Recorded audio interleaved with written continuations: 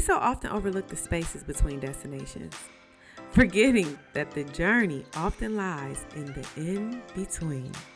I'm your host, Corey Curran. Welcome to the In-Between podcast. I am Corey. If you don't know me, you'll get to know me. Hi, y'all. But anyway, this is our very first episode, and I'm just going to jump right into it. I have a beautiful, beautiful, beautiful woman I have known over the years, a sister in Christ, here with me today to share with you guys, the trials of being single, the in-between, what it looks like once you are no longer single. My great friend, Tiana. Welcome, boo. Let's look like we got on winter white. Yes, looking at good. There we go. Amen. Black excellence? Black excellence. I like it. I did Boom. too. Thank you. Thank you for being here. Anything for you, honey bun? How have you been? I'm doing well. How are you doing? I'm well. I'm very excited about the series. I'm very excited about episode number 1 actually airing. The inaugural. The inaugural. And you are here for it. Yay. We've been on journeys together and we've seen each other grow. Yes. We've seen each other through trials. And with that being said, tell me a little bit, I know, but tell them a little bit about your journey. About my journey to where I am today? Where you are today. So you're married. Yes, you have I a am. little one. I do. Yay. So just tell us what got you here and shine a little bit of light on the in-between. So let's just go with the 30s, right? The 30s. The 30s. Oh, the 30s. So the 30s is all about having fun. The 30s were having fun, dating. But once again, I don't necessarily know if it's too intentional. You kind of know that this is what you should be doing at this time. Of course, right now, while we don't have a man, the biggest thing is staying busy. Staying busy. And I hate to interrupt you, but in staying busy, do you think that's universal? I do. Now that I'm married with a child, I see things a little differently. When I was 30 and single, so that, you're not spending all your time trying to figure out, like, who you're going to settle down with, right? Because you can't spend all your time just dating. So you have to do things. So whether that be hanging with friends, traveling, girl, because I like to travel. The traveling bug. Right. Or volunteering. Finding yourself, immersing yourself, and doing for others. And hopefully, while you're doing that, you might meet the man of your dreams. Hopefully. That's the thought. That's the thought. That you find someone else that's philanthropic like you. And I can say that in some of your philanthropic, we did a lot of stuff together. We did. At Alfred Street. That's our church, y'all. Yes. Also the Urban League. You've done some stuff with the Urban League. But also. you traveled to different countries and look, in search of volunteering. So keeping ourselves busy, because the DMV where we are currently it's a little different. It's very different. It's a little different. Reason it's different is because the women are pretty homogenous. There's how many of me and how many of you? Ooh, I don't even know the numbers, but what I do know is that if I just look within my own friend group, everyone's African American. We're all single. We all in our 30s. Look, we're all in our 30s, living our best lives. We don't have any kids. We all work for the government or trying to get ahead in our careers there. So what makes us different? The only thing that's going to make us different is, our personality type or our physique. But nothing else is going to say, this is what makes Kia different than Tiana. On paper, we're the same person. Mm-hmm. Oh, we all have advanced degrees at this point. So what makes us different? What makes us different? My mother actually told me that. She was like, to me, y'all, one thing I can say I'm blessed with is a real mother. She said, to me, you're special. But everybody is just like you. Look around. There's hundreds of you. And I was like, dang, so I'm not special. I'm not special to the world, mommy. Basically, no. But the funny, though, is where you're from, where I'm from, we're both special. We're both special. And we're both the gym. And we're both, like, something that's not there. Not everyone has the same thing that we have. But when we all descend upon the DMV, and everyone does, right? Most people that live here, they're transplants, right? So we all kind of came here for a job or for school. So we all are kind of the same that way. Whereas back home, you were real special. I was real special. You were different. I was different. I was special. I was But different. we were different. We're not home anymore. Man comes here who also is transplanted here for his job or for school. And I see all you women, and there's a plethora of you. There's a sea. There's a sea of chocolate women, and you can take your pick on the chocolate spectrum. We're all here, and there's more of you here than there is me. So who do I choose? Oh, and then I really probably don't have to choose. And then if I don't have to choose, that means I also don't have to settle down. Because the clock isn't ticking for me. Oh, but it's ticking for her. I did not know until probably my 30s and meeting more guys that there were so many unmarried black men 35 and above. 40s, 50s. Like never been married. Like never been married in this area. That's because they don't have to be. Which is, to me, when I realized it, and I realized it over the years, of course, it was mind-boggling. Like, wait a minute, so y'all don't ever grow up? Everybody, like, you all have that arrested development syndrome, like. Because I'm Peter Pan, I don't have to grow up. And with the Lost Boys, and there's plenty of them. Wait, because there's always a new woman coming in. There's always a new woman coming in. And, well, for men, they can go younger. It's easier for them to go younger. With that being said, how did you meet your now husband? How did I meet him? At 36, I went to a birthday party of a friend, and I really didn't want to go. And someone kept urging me that you need to go to this birthday party. And I'm like, so after a lot of convincing after work, because that's what we do in the DMV, after work we're going places when we're single, have no kids. Yeah, so I go to this birthday party, and I meet a fellow soror. And she's just like, hey, I think I need to get your phone number so we could talk about travel. And I'm like, okay. So I didn't even exchange my phone number with her at that point. Fast forward, probably a month later, I'm sitting in the office talking to two friends. And they're like, oh, yeah, my friend, she wanted your phone number so you could talk to her about some travel. And I'm like, okay, fine. So the other friend was just like, but I really don't need this new friend. Like, I got enough. I know, that sounds so horrible. Like, I have enough friends. Look, we was already hanging. We was in this relationship. Yeah. Period. Right. So I'm like, ugh. The only reason I probably really want to hang with her is if her fine husband had a fine friend. And so my friend was like, you would sound crazy if you even said that to her. And I was just like, how crazy? So me and the woman, we exchanged phone numbers. We decided that we were going to go out and we were going to go shopping. And in our hour-long conversation, I threw in, oh, yeah, girl, because I'm single. And she was like, oh, I have someone for you. You do? And in my mind, I'm thinking, well, why didn't you tell me that a month ago? Because you didn't exchange phone numbers with her a month ago. So, yes, she introduced me. She gave the person my number and gave me his phone number. And she was like, oh, he said for you to call him. I was like, I'm a lady. He calls me. Yeah, pretty much. That afternoon, he called me. We spoke on the phone for 2 hours. He had an engagement to go to that day and said, hey, I'll call you after the engagement's over. We spoke on the phone that night for 10 hours, and the rest is history. That means you saw the sunset and come back up again? Girl. Okay, I was just curious. Girl. And this was at the time of FaceTime. So at first, we're on the phone for an hour just talking, and then he's like, wait a minute. Why we FaceTime? You got an iPhone, too. Because y'all had the blue light. Y'all had the blue message. We blue. Mm-hmm. Blue went right on over to FaceTime, and here we are.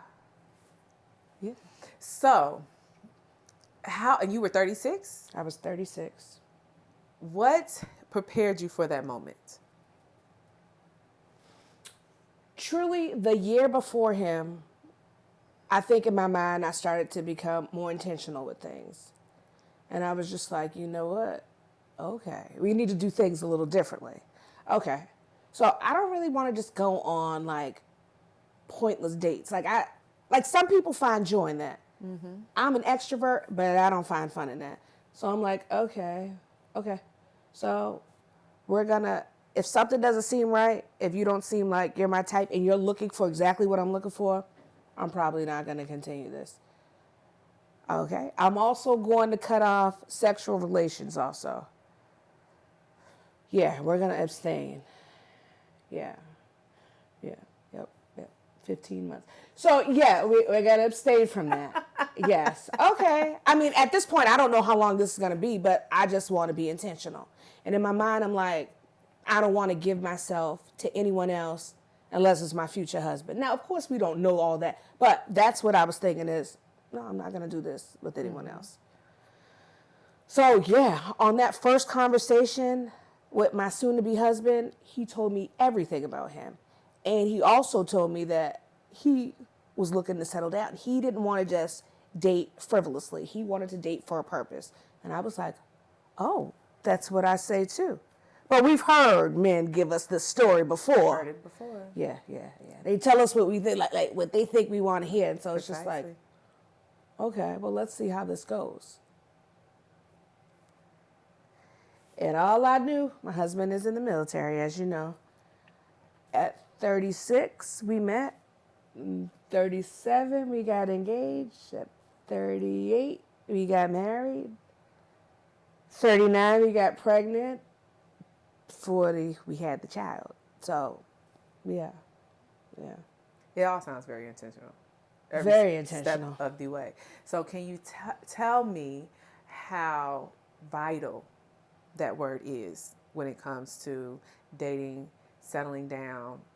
Are you talking about intentionality? Mm-hmm. You have to be intentional. You have to be. I say that because sometimes it's tough out here. So we're like, okay, this looks good. Okay, I think this is gonna work. So I'm gonna try to make this work. Mm-hmm. But what I've learned in this situation is that you don't have to try to make it work. If like it's really for you, it'll all work out. Right. Like everything, like the cards will fall in place. It'll fall in place so easily that you'll say to your friends, okay, wait a minute. Am I supposed to believe this? Like, girl, look at this call. Look what he said. Do you believe this? Because you need confirmation, right? Because that's what we do. That's what we do. Friend, how's that look? Okay. And then everything just continued to fall into place. And so it was pretty effortless. Now, I don't know if it's because he was married before, because his comment to me was, I knew exactly what I was looking for. And I'm like, okay, this sounds different than what I've heard before. So he knew exactly what he was looking for. He was intentional. You were intentional. That also boils down to what? It boils down to experience. It boils down to taking some time to get to know yourself. And it also boils down to, as you mentioned, saying no to what you know is not for you. Correct. And usually, and this is just me on a soapbox, you know what's not for you. You know, if you don't know about the first date, you're going to know about date 3. Let's say y'all go on 3 dates, you're going to know. But sometimes you play and you stay. Maybe this will get different. But if you were still in that play mode, you would have missed that moment. I would have missed it. Also, with timing and with age, you see things just a little differently. I know that in my early 30s, I had a list. Lord knows I had a list. It was a laundry list of what I wasn't going to do. I ain't going to accept this, that. As you get older, you get wiser, and you have experience. So you say, maybe this isn't as vital as other things. Okay, I still want to make sure he believes in the Lord. That matters. Look, that part matters. Okay, I want to make sure that he's caring. I want to make sure that he loves his family. Family matters. Okay, I want to make sure he's funny because I'm funny, so you got to be funny. I also want to make sure you're outgoing because I'm an outgoing person also, so we both need that. Mm-hmm. But other things could kind of fall by the wayside. Such as? well, I know in the past I wouldn't have accepted a person who had children.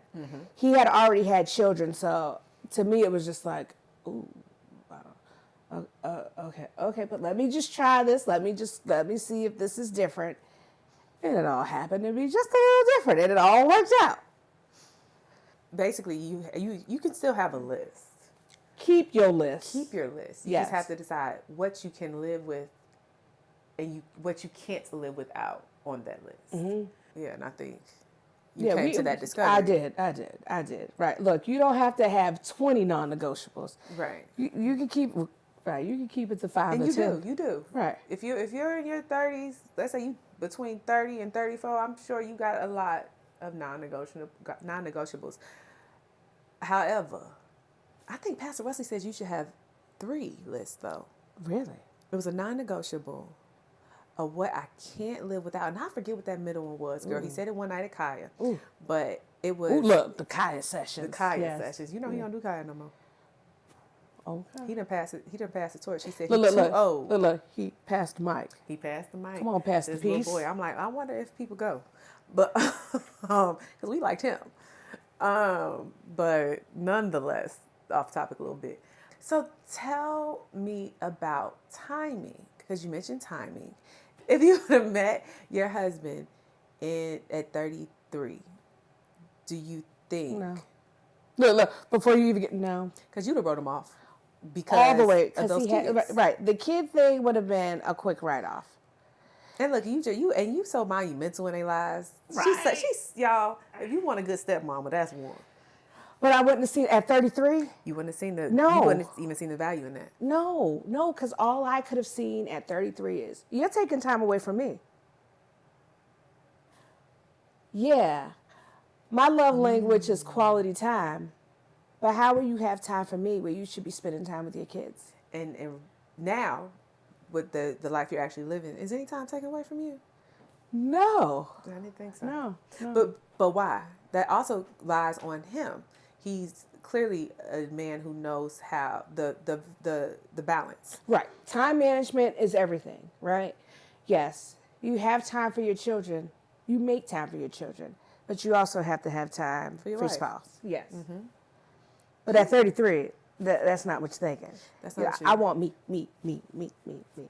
That's not what you're thinking at all. But as a single person and as a person with no children, that makes the most sense. Like, this is how you've kind of been raised. This is kind of how you've been brought up, right? It's all been about you. So why at this point would you be like, yeah, it makes sense. It makes sense. But as you mature a little bit, timing.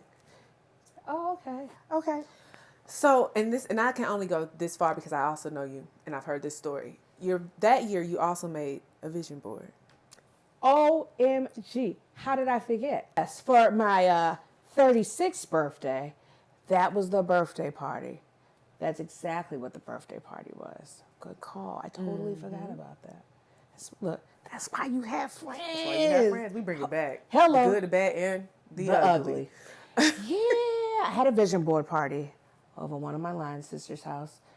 Brought good food, fun, music, and great people. And everybody sat down for about 2 hours. Had the books out, click, put. And then we shared our visions with everybody that was in the room. And like, retrospectively, everybody got stuff that they manifested what they wanted. I had a friend who wanted to be in a sorority. She put that down, and that kind of happened within the next year. I totally put the man down in a ring, and it all kind of worked out. Literally, that was January. I met my future husband in June. Okay, so tell me this. Where did God play in any of this? You meeting your man, the in-between, where was he? That's funny that you say that, because truthfully, I was very faithful and I was going to church and everything at that point. Yes, we all were. Hello? Yes, sir. We're going to do the right thing. We want Lord to bless us. Because the Lord know our heart. Like, truly, right? So not only are you going to church on Sunday just to hear the word, you're volunteering with the church. You're going to other activities that the church is having, and you end up making friends with people that are at the church too, right? So now it's not that you and your friends are just hanging out places. Yeah, y'all are hanging out, doing things together, volunteering together At church. at church. Right. And so the Lord definitely played a part in that. Yes. Yes.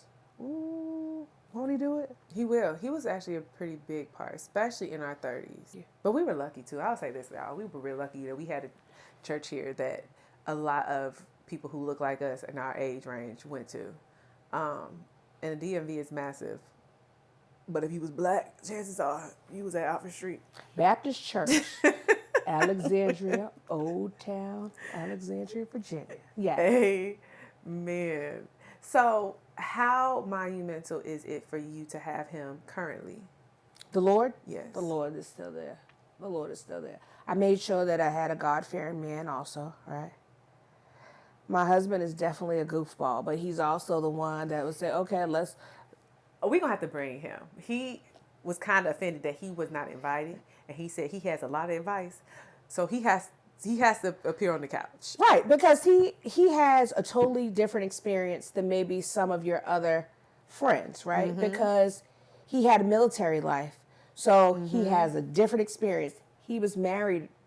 He had a child earlier. He was married earlier. And then I am his second wonderful wife. Yes, so he has a totally different lived experience than us. Totally different. Yes. Right. While we were out living our lives, having fun. He was building families. And he was building families. His life looked completely different than ours. Yeah. Look, oh yeah, and he was saving the world, right? Yeah. Military. Right? So yeah. Different life.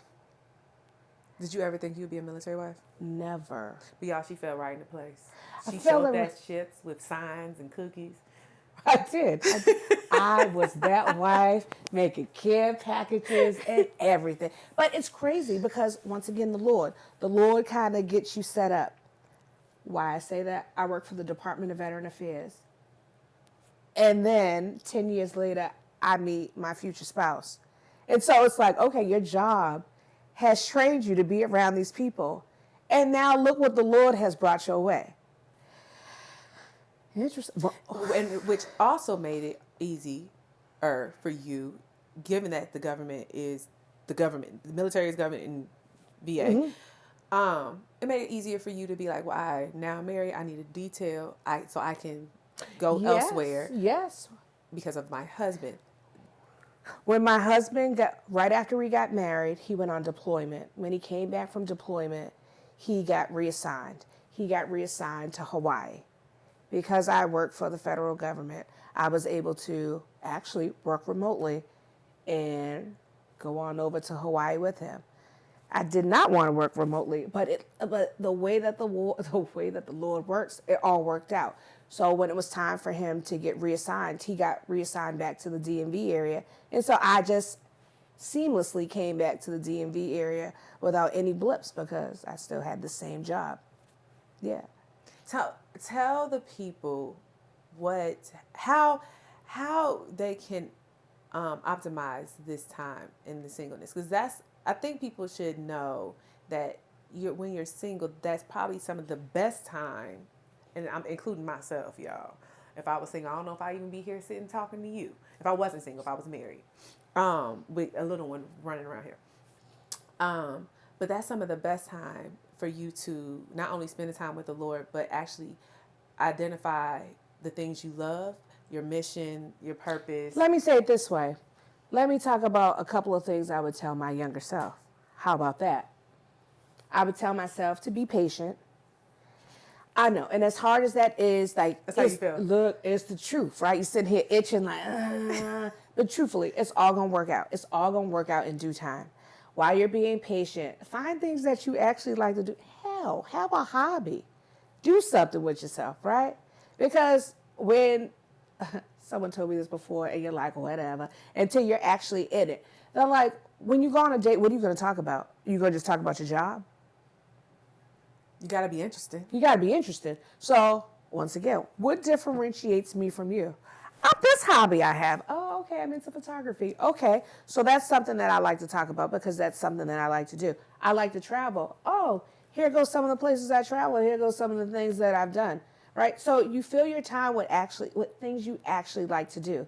Because not because you think you're going to meet the person while you're doing all this. No. You really do it because you truly enjoy it. Looking back now that I'm married with a child, those are things that I'm like, you know what? Here's the cool thing. We all think that we want to get married and have a kid in our 20s. Like, if you just think about your life in your 20s, right. So 30s come and you're like, but I got to be married, I got to have a kid, got to do. I had my child at 40, right? And so the thing that I realized I miss the most is like things like travel, like the things that I did That I enjoyed, that made me me. that made me me, right? I enjoyed that. So I'm like, that's what I actually miss. Ooh, if I had a child at a younger age, I might not have had all those opportunities to do things like travel abroad with friends, have a hobby. Because once you have those kids are yours for life, okay? Period. That's probably, knowing you, that's probably the biggest. Yeah, that's been the biggest, like, oh man, this is what I miss. Clubs and stuff, that wasn't my thing. But it's I can get up whenever I want and do Whatever I want. That's not a normal feeling. Believe it or not, most people have some type of responsibility or somebody else that they're responsible for or accountable to. And while you have that freedom, maximize it. You should probably be thankful. But you don't know that. That's one of those things that... That's why we're here. That's why we're here. You don't know about it. You take for granted. You take for granted. You don't miss it. We took it for granted. Girl. Yeah. Yeah. And I'm still single, of course, but I'm... Little things. You want an example? Realizing how... An example. Having a sleepover with a friend. This takes work, right? This now takes work. I can't do like when we were single and I was just like, girl, I'm coming over today. I'll be over in 30 minutes. No. Now it's, okay, I got to make sure that I packed the dinner and breakfast for the child for the next day and put out clothes for that day for her and night clothes. Husband, look, I'm going to go spend the night over with friends tonight, okay? So it's all the other preparation. And check in, right? Because I love y'all too. But mom needs some, needs some friend time. So yeah, you never know how valuable it is to have like free time or time to do whatever. You want to wake up late? You can. You want to say, I want to go to LA. Yeah, and then your friends who are married with children, they're just a little envious inside. Look, tear. I saw a great trip that I can go to in Dubai, but I gotta go on this date. When you're single, you're like, I can do that. Booked. Right. Whereas your married friend is just like, okay, well, let me see how I can align all the stars for me to go at that time. And these are things I didn't think about when I was single. Look, when I was single and I was judging friends who had kids and husbands, the way the Lord makes you see things, I tell you, yeah. So what we're saying is being single, y'all, is not a curse. No, it's not a curse. And the funny is that when you always want what you don't have, right? So the friend who's single is just like, girl, I really want to be married because, I want this, I want this, I want that. And it's just like, but you don't understand that you've got a pretty swell life too, right? And while two. Not saying it's better. That's not right. Saying the other, it's as well. That's right. They're both great for different things. For different right? things. For different things. They're for both different great. Seasons. For different seasons. And age doesn't determine the season, right? No. That's for sure. Absolutely. Your clock really ain't ticking like all the way like we think it's ticking, but yeah. But once again, while you're single, get out there and live your life. Don't wait till you have that person in your mind. You're like, I can't do that until I get married. I can't buy a house. I can't travel. I can't do whatever. At this point, you can even have a kid without a spouse. without a man. You, in this day and age, a woman can have any damn thing she wants. Period. Just want to throw that out there. I love that. I love that. Right, because That's truly, empowering. It's you don't think about those fortifying. things. Yeah. You don't. No. You definitely don't think about those things. I probably did not start thinking about those things until 38, maybe. It might have even been 40, which is 8 months ago. What made you begin to think of those things? Honestly, my friends getting married themselves. Okay. And most people be like, oh my God, I'm left out. Oh my God, I'm the only one that's not. I don't think like that. I'm like, I'm able to live bi-coastal. No, you gotta say it differently. I'm able to pick up and live bi-coastal. Exactly. Thank God I have a job that allows that, or enables that. I like waking up when I want to wake up. I don't have that luxury. I like that I can just throw a dinner into the oven and not think twice about it. And go to the gym I'm a in the middle of the day. I'm a Pinterest person, so I've got meals planned, and in my mind, I got stuff planned for next week too.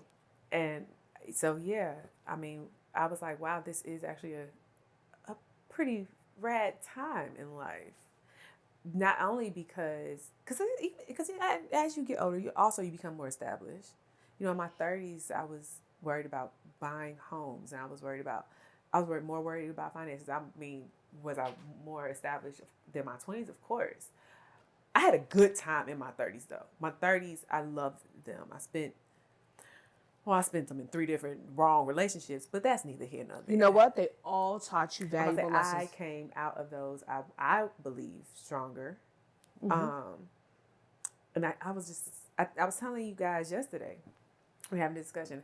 I was like, that last one I probably needed. I didn't know I needed. I'm like old me would have been like, I didn't need that.